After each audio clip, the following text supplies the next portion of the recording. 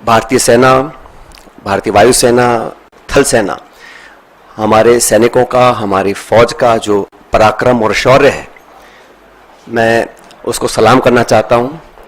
और भारतीय सेना ने एक बार दोबारा दिखाया है कि वो दुनिया की सर्वोत्तम सेनाओं में से एक है। A professional armed forces that is second to none. The valour, the bravery and the professionalism of the Indian Armed Forces is unprecedented and second to none. पिछले 24 घंटों का जो घटनाक्रम है बहुत तेजी से बदला है और हम सबको बड़ा आश्चर्य हुआ जब सीज फायर की जो घोषणा है वो अमेरिकी राष्ट्रपति ने करी। ये शायद पहली बार हुआ है कि इस प्रकार की सीज फायर की घोषणा सोशल मीडिया के माध्यम से अमेरिका के राष्ट्रपति करते हैं। और जो उन्होंने अपने सोशल पोस्ट पर लिखा है उस पर भी हमको ध्यान देना चाहिए।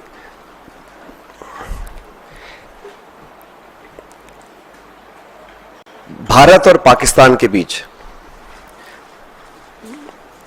जो मसला है उसका अंतर्राष्ट्रीयकरण करने का जो एक ये नया कदम हम लोगों ने देखा है, ये बहुत आश्चर्यजनक है। और कांग्रेस पार्टी बहुत लंबे समय से इस मांग को करती आई है कि हम लोगों को पार्लियामेंट का एक विशेष सत्र बुलाना चाहिए। आप सबको याद होगा 1994 में कांग्रेस की सरकार में सर्वसम्मति से एक प्रस्ताव पारित किया था जहां पर पीओके को वापस लेने की सहमति संपूर्ण संसद के सभी सदस्यों ने एक स्वर में ली थी। 1994 का जो रेजोल्यूशन है, समय आ गया कि उसको हमें दोबारा दोहराना चाहिए। और इस पूरे प्रकरण में पहलगांव के आतंकी हमले के बाद देश में शायद पहली बार अनप्रेसिडेंटेड और एक तरफा समर्थन भारत सरकार को सब पक्षों से मिला। सभी दल, सभी विचारधारा, 140 करोड़ लोग भारत सरकार के साथ खड़े रहे और हमने साफ कहा था कि पहलगाम में जो आक्रमण हुआ है वो भारत की आत्मा पे आक्रमण है और इसका मुंहतोड़ जवाब देना अति आवश्यक है। सेना ने जो कदम उठाए उस पर हम सबको बड़ा गर्व है और जो आतंकी इलाकों पर, ठिकानों पर जो अटैक करा उसका हम सबको बहुत संतुष्टि इस बात की है कि हमारी भारत की सेना उस काम को कर पाई। लेकिन अनवेवरिंग, अनप्रेसिडेंटेड सपोर्ट जो भारत सरकार को दिया, मैं समझता हूं कि हमारी जो मांग है उसको सरकार को सुनना चाहिए और एक विशेष सत्र पार्लियामेंट का बुलाना चाहिए। काफी चीजें उसमें डिस्कस होनी भी चाहिए और देश एकजुट है आतंकवाद के खिलाफ और पाकिस्तान के दुस्साहस के खिलाफ। ये संदेश पूरी दुनिया में जाना चाहिए।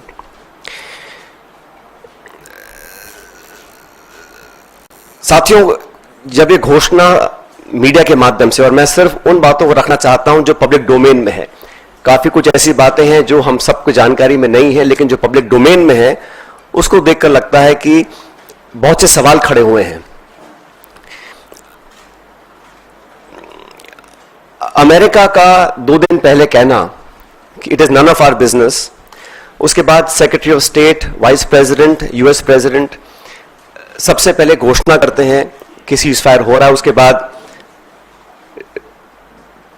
पाकिस्तान और भारत भी सीज फायर का ऐलान करते हैं। ये जो मीडिएशन है इसको क्या भारत सरकार ने एक्सेप्ट किया है और किन कंडीशंस पे इस प्रकार की घोषणा अमेरिका ने करी है, ये बहुत बड़ा सवाल है। उसमें कश्मीर का जिक्र किया गया है। सेक्रेटरी स्टेट ने बोला है कि एक न्यूट्रल साइट पर कश्मीर के मुद्दे को, और कितना गलत अमेरिका के राष्ट्रपति जी ने कहा कि हजारों साल पुराना ये मुद्दा है। वो भूल गए कि 76 साल पहले ये एक ही देश था, कोई मसला नहीं था, लेकिन उन्होंने कश्मीर के मुद्दे को उठाया और मुझे लगता है कि ये इंडिया पाकिस्तान को हाइफनेट करने की दोबारा कोशिश की गई है। आईएमएफ का बेल आउट करना, पहले भी बैक चैनल डिस्कशंस होते होंगे, डिप्लोमेसी का अपना एक रोल है दुनिया के हर कोने में, लेकिन इस प्रकार वॉशिंगटन से सीज फायर की अगर घोषणा हुई है तो कई सवाल खड़े करता है। भारतीय थल सेना के पूर्व जनरल्स ने भी जो बातें बोली हैं उस पर भी हमको ध्यान देना चाहिए।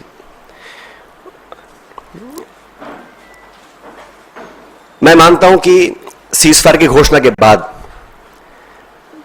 जो कल बॉर्डर पर लगातार वायलेशंस हुए, गोले दागे गए, ये उस विश्वसनीयता को खत्म करता है। अगर सीज फायर हुआ है, अनाउंस हुआ है, दोनों पक्षों ने, डीजीएमओज ने बात कर सीज फायर की घोषणा करी है, उसके तुरंत बाद रात भर जो खबरें हमें देखने को मिली हैं उसमें निरंतर वायलेशंस हुए हैं सीज फायर के। इसलिए मैं मानता हूं कि हम लोगों को एक ऑल पार्टी मीटिंग बुलानी चाहिए भारत सरकार को, और जो पिछली 2 मीटिंग्स में नहीं हुआ वो इस बार करना चाहिए। प्रधानमंत्री जी को इस ऑल पार्टी मीटिंग में आना चाहिए और पूरे देश को कॉन्फिडेंस में लेकर सभी दलों को, क्योंकि सभी दलों ने अपनी विचारधारा को परे रखते हुए समय पर भारत सरकार को संपूर्ण समर्थन दिया था, और जो ऑल पार्टी मीटिंग्स बुलाई गई उसमें प्रधानमंत्री जी नहीं आ पाए थे। तो एक और ऑल पार्टी मीटिंग बुलानी चाहिए जिसमें वो सबको कॉन्फिडेंस मिले, सब पॉलिटिकल पार्टीज को और देश को कॉन्फिडेंस मिले कि सीज फायर हुआ है, किन शर्तों पर हुआ है, और अगर सीज फायर की घोषणा के तुरंत बाद रात भर पाकिस्तान गोलाबारी कर रहा है, सरहद पर मोटर फायर कर रहा है, तो उनकी विश्वसनीयता पर कब तक विश्वास किया जा सकता है, और क्या गारंटीज हैं कि भविष्य में इस प्रकार की घटना को अंजाम नहीं दिया जाएगा। क्योंकि पाकिस्तान की सेना, पाकिस्तान का पॉलिटिकल सेटअप इस देश से बहुत फर्क है, तो वहां पर क्या अश्योरेंसेस हैं, क्या गारंटीज हैं, और क्या विश्वसनीयता बची है कल की ढेर सारी वायलेशंस के बाद, ये एक बहुत बड़ा सवाल है।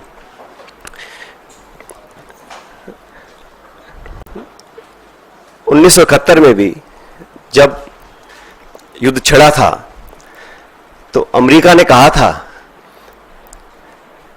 कि हम बे ऑफ बंगाल में अपना 7वां बेड़ा भेज रहे हैं, we will deploy the 7th fleet.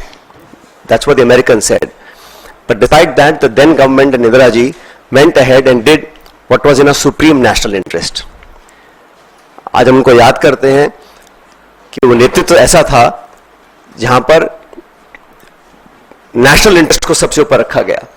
और आज भी आपको याद होगा जब पार्लियामेंट पर आक्रमण हुआ था, वाजपेयी जी प्रधानमंत्री थे, सोनिया गांधी जी नेता प्रतिपक्ष थी, सदन के पटन पर उन्होंने खड़े होकर कहा था कि भारत, पूरा देश, पूरा विपक्ष सरकार के साथ है, जो भी उचित कदम उठाना है उसको उठाएं और निसंकोच उठाएं, हम आपके साथ रहेंगे।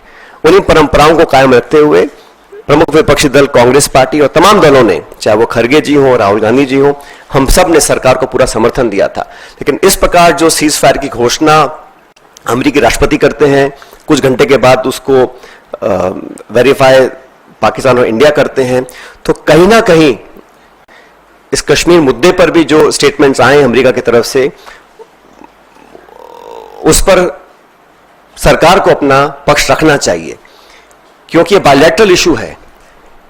इसका अंतर्राष्ट्रीयकरण करने की जो कोशिश की जा रही है इस पूरे प्रकरण के माध्यम से, मैं इसको ठीक नहीं समझता हूं। एक विशेष सत्र पार्लियामेंट का बुलाना चाहिए और कम से कम 1994 का जो रेजोल्यूशन था उसको दोबारा अडॉप्ट करें और देश के सामने स्पष्ट तरीके से कहा जाए कि no third party involvement will be accepted, it is a bilateral issue and it is India's and Pakistan issue and no country including America should have a space to intervene in a bilateral issue. अब तक हमारे पिछले कई दशकों की जो foreign policy थी, जो स्टेटेड पॉलिसी थी, वो बड़ी स्पष्ट थी, उसमें कहीं मीडिएशन का, नेगोशिएशंस का, थर्ड पार्टी इन्वॉल्वमेंट का कोई स्कोप ही नहीं था, चाहे कोई प्रधानमंत्री हो, कोई सरकार हो। लेकिन जो अमेरिका का स्टेटमेंट आया है उस पर इन सारी चीजों के ऊपर एक सवाल उठना लाजमी बनता है।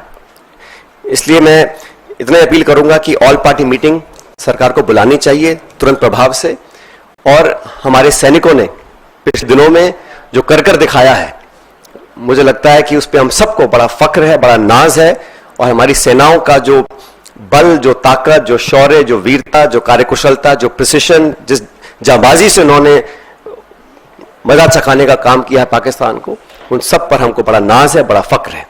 Thank you.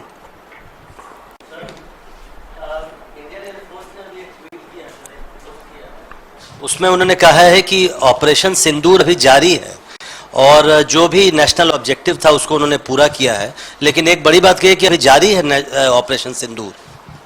देखिए, आईएफ का जो सोशल मीडिया पे पोस्ट आया है, मैं उसका पूरा सम्मान करता हूं और मैं नहीं समझता हूं कि हम लोगों को भारतीय वायुसेना के किसी भी स्टेटमेंट या किसी भी स्टैंड पर अपनी टिप्पणी देनी चाहिए। वो अपना काम कर रहे हैं और मैं समझता हूं हम सबको आज अपनी सेना के साथ, अपनी वायुसेना के साथ मजबूती से खड़ा रहना है।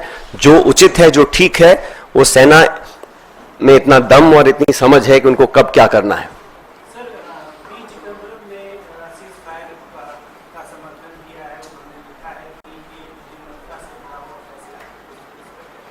मैंने कहा ना, सीज फायर दो पक्षों का होता है, लेकिन मुझे चिंता इस बात की है कि जिस प्रकार अमेरिका ने पहल कर कर सबसे पहले अचानक इसकी घोषणा करी, तो क्या परिस्थितियां थीं, क्या वो मुद्दे थे जिनको लेकर अमेरिका इतनी बड़ी पहल कर सकता है बिना पाकिस्तान, हिंदुस्तान के इस बात की पुष्टिकरण करे। ये इतिहास में पहली बार हुआ है। तो what I am saying is that the fact that the US unilaterally announces a ceasefire between two countries so far away, it's unprecedented. It has never happened before, and they've tried to engulf the discussion to involve Kashmir, which again is unprecedented. To say that they will meet at a neutral site, who are they to decide what is a neutral site and who should meet? POK is part of this country. We have resolved in 1994 to take back POK. Has there been a change in that stand? What are the conditions? What are the circumstances? What are the issues on which they will be talking, and who is a third country to dictate to India where and when we should meet and how we should meet? That is a question that needs to be answered.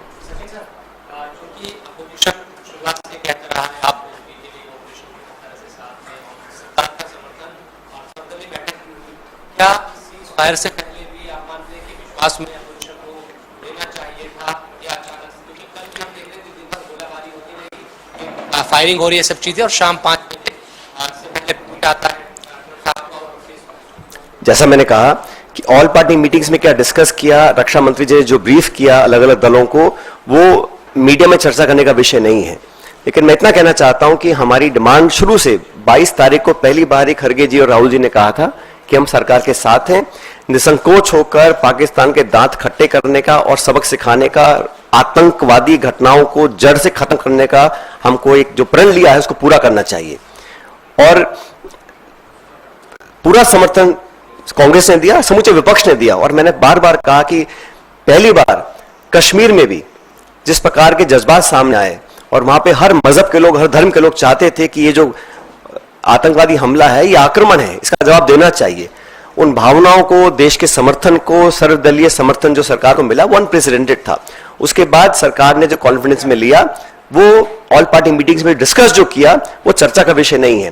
लेकिन हम चाहते हैं कि अब जो घटनाक्रम हुआ है पिछले 24 घंटे में, उसको लेकर सरकार को एक ऑल पार्टी मीटिंग बुलानी चाहिए और प्रधानमंत्री जी को वहां मौजूद होकर पूरे समूचे पॉलिटिकल जो हमारा पार्लियामेंट की पार्टीज हैं उनको कॉन्फिडेंस में लेना चाहिए। और जो अमेरिका का इन्वॉल्वमेंट, अमेरिका की घोषणा, secretary of state, vice president, US president लगातार घोषणाएं कर रहे हैं, ये पहली बार हुआ है और इस समझ से परे है कि ये ऐसा क्यों होने दिया गया, क्योंकि हम पर आक्रमण हुआ था। भारत ने कभी भी किसी भी देश पर बेवजह अपनी नजरें नहीं टिकाई हैं। We have never been an aggressor. We are land of Mahatma Gandhi. We want peace everywhere world wide, but when people are encroaching, they don't want us to progress and be stable and peaceful. When Pakistan for last 35-40 years is instigating violence across the country, multiple occasions, how many lives have we lost? Innocent lives we have lost. We have to protect our citizens. हमारा जो action था, हमने बड़ा समझदारी से, भारतीय सेना ने सिर्फ आतंकी ठिकानों को निशाना बनाया, कोई सिविलियन कैजुअलिटी नहीं हुई। एंड शुरू में कहा गया we are not for escalation, लेकिन जो वहां से रिस्पॉन्स आया उसका जवाब देना था। लेकिन जो सीज फायर करने की घोषणाएं हुई हैं, वो मुझे लगता है कि इसमें सरकार को अपना स्पष्टीकरण देना चाहिए।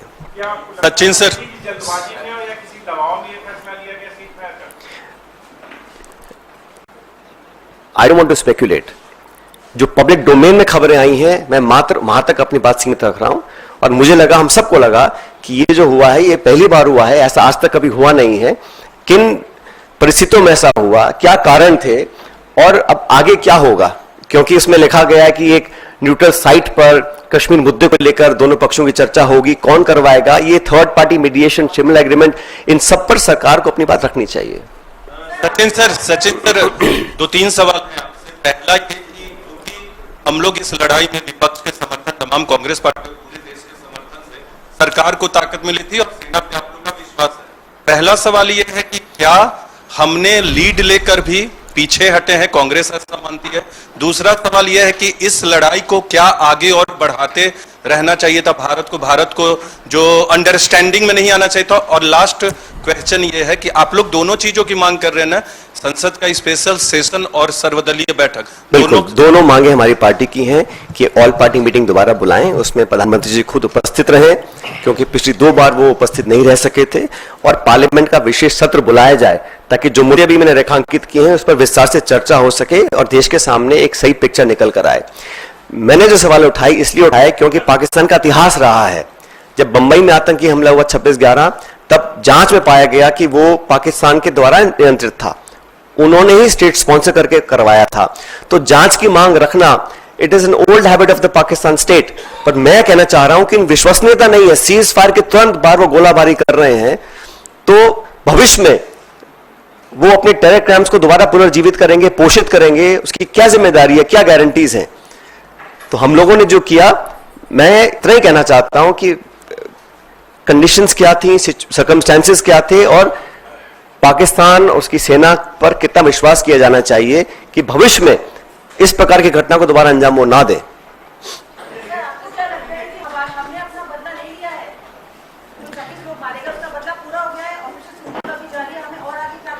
जैसा भी आपके साथी ने कहा कि एयरफोर्स ने अभी एक स्टेटमेंट जारी किया है, तो we should wait and watch. But मैं फिर कहना चाहता हूं कि हमारी जो कार्रवाई थी वो आतंकियों के खिलाफ थी। पाकिस्तान ने पनाह दी है ओसामा बिन लादेन को, वहां पे उसको मारा गिराया गया था पाकिस्तान के अंदर। हाफिज सईद, मसूद अजहर, तमाम जो अंतर्राष्ट्रीय चिन्हित आतंकवादी हैं जिन पे खरबों रुपए का इनाम है, उन लोगों को पनाह देने का काम पाकिस्तान ने बहुत लंबे समय से किया है। तो हम लोग चाहते हैं कि वो आतंकियों का जो इंफ्रास्ट्रक्चर है उसको पूरी तरह ध्वस्त किया जाना चाहिए। उसमें सेना को काफी सफलता मिली है, लेकिन अभी क्योंकि जैसा आप साथी ने कहा कि आईएफ ने कहा कि ऑपरेशन जारी है, we should wait and watch. Sachin ji, आपने 1994 की रेजोल्यूशन की बात की, आपने 1994 की रेजोल्यूशन की बात की, आपने कहा कि हमारा है उसको लेना चाहिए। आपको लगता है क्या एक एडवांटेजियस पोजीशन से सीजफायर की घोषणा की और ये इसी बार में मुमकिन था? मैं स्पेकुलेट करना नहीं चाहता हूं, मैं सिर्फ इतना कहना चाहता हूं 1994 में संपूर्ण संसद ने यूनानिमसली एक रेजोल्यूशन पास किया था और हम उस पर भी आज अड़िग हैं।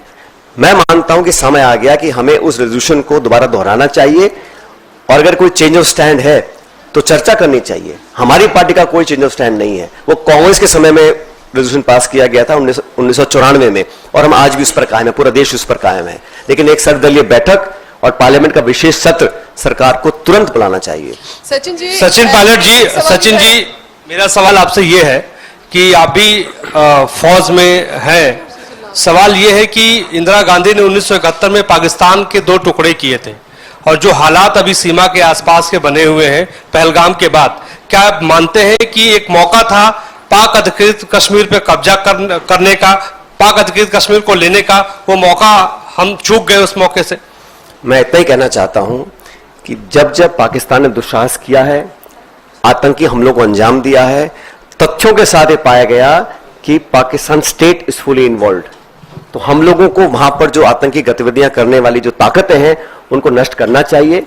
और 1994 का जो रेजोल्यूशन है पार्लियामेंट का, वो आज भी कायम है। मैं इतना कहना चाहता हूं। सचिन जी, एक सवाल है, कांग्रेस को ज्यादा दिक्कत किस चीज से है? सीज फायर का जो फैसला लिया गया वो विपक्षी पार्टियों को कॉन्फिडेंस में नहीं लिया गया, वो फैसला गलत था, या फिर एक तीसरे देश को इसमें शामिल किया गया और वो जानकारी दे रहा है ट्वीट के जरिए कि भारत पाकिस्तान के बीच अब युद्ध जो है वो खत्म हो रहा है, किस बात पर कांग्रेस की ज्यादा आपत्ति है? पहली बात तो हमारी कोई आपत्ति नहीं है, लेकिन एक प्रमुख विपक्षी दल होने के नाते, क्योंकि हम लोगों ने भी कई साल देश की सेवा सत्ता में भी की है, विपक्ष में भी की है, हमारा इतना मानना है कि जो पिछले 24 घंटे में हुआ है वो आज तक हुआ नहीं, किन कारणों से हुआ उसका स्पष्टीकरण आना चाहिए।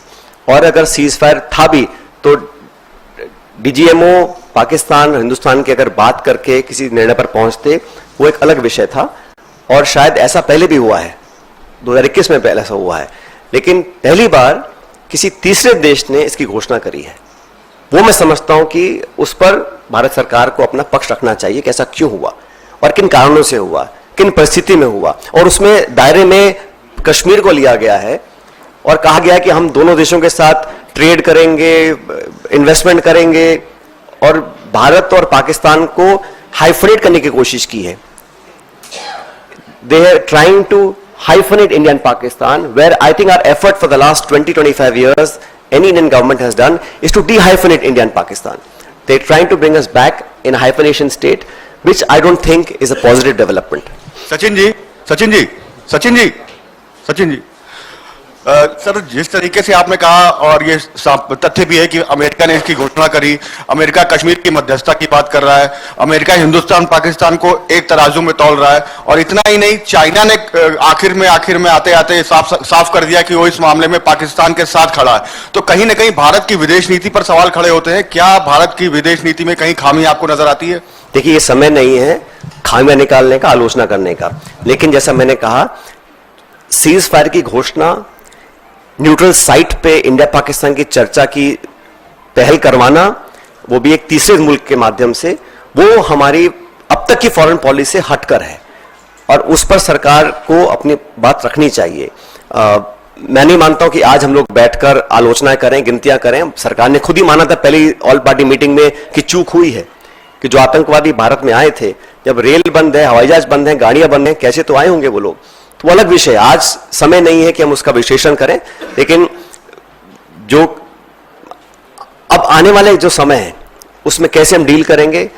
भारतीय वायुसेना बोल रही है कि अभी ऑपरेशन जारी है, सीज फायर की घोषणा हुई, उसकी पालना नहीं हो रही है। हम सब ने देखा है बॉर्डर सरहद पर जो बमबारी कल हुई है, उसका मल्टीपल वायलेशंस हुए हैं, उस पर हम लोगों को क्या करना है, ये सरकार को मैं फिर कहना चाहता हूं।